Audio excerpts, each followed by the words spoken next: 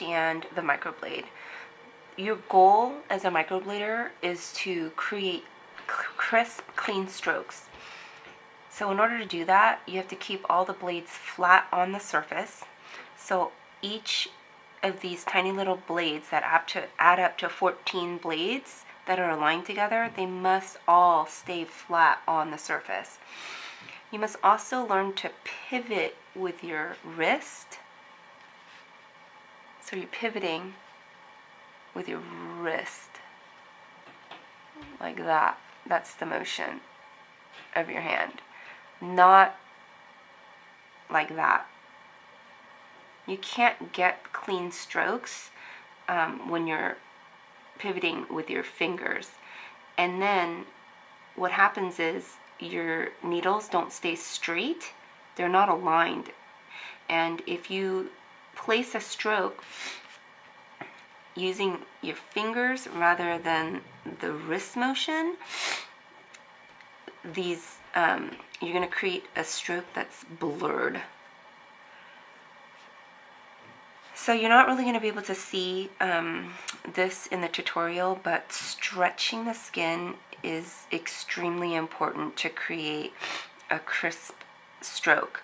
If you don't stretch that skin super taut, from the entry point to the exit point, you're not going to be able to create that really clean stroke, and then some parts of that stroke will be darker than others, because when you don't keep that skin taut, the skin will give and bounce as you're moving the needle through the skin, and so then that will cause irregularities in the color inside the skin.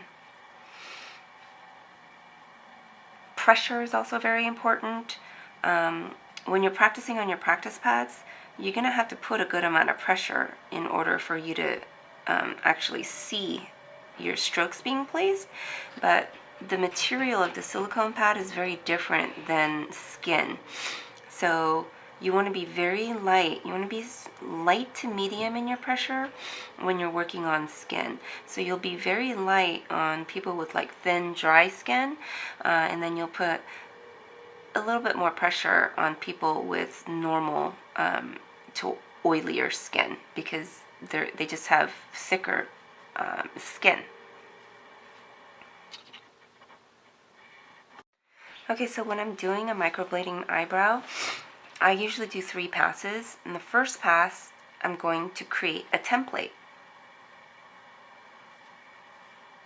So most brows start going in an upward direction, and then they gradually go downward.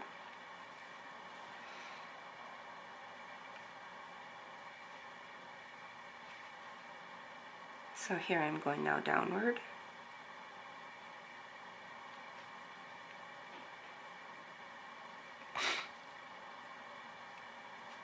Now on the bottom portion of the template, I'm starting going upward and then gradually going sideways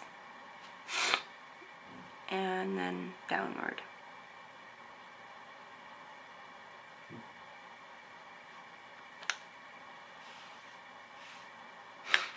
So here I have my template. So the second pass, I'm going to be building the 3D within the body of the brow. So where my arch begins, I am going to use that as a marker and connect that top stroke with the bottom stroke, just like this. So now I know that I'm going to be placing all my strokes with a sideways bend towards this marker.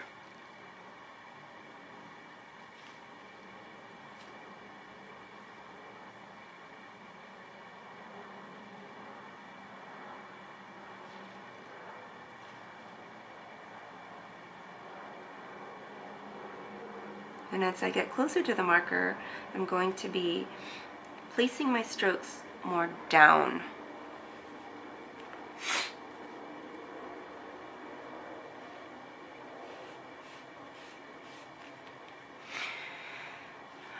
Now for the second half of the brow, This is where the transition takes place. All the hair strokes are going downward. So that's exactly how I'm going to be placing my hair strokes.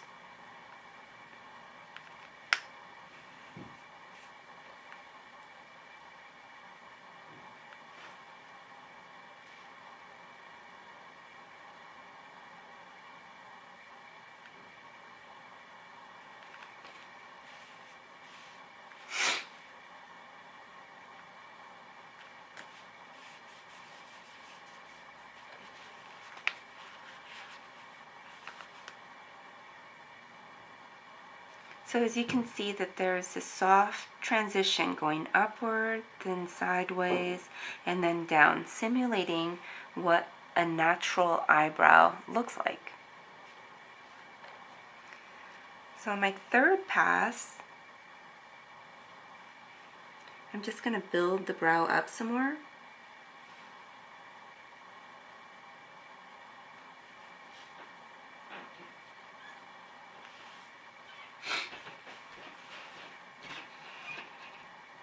And then here in the front, I'm going to reinforce the strokes.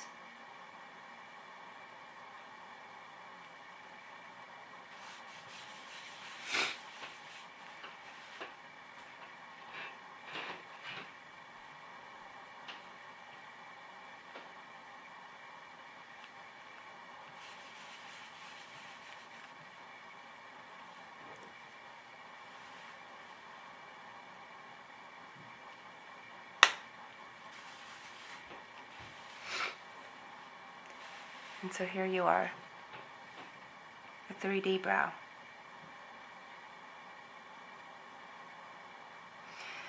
So there are some things to remember when you're doing microblading. You don't want to overlap your strokes. If you overlap them, then when they come back healed, you'll see some that are darker, others that are lighter, and you just don't want that. You want consistency in your hair strokes.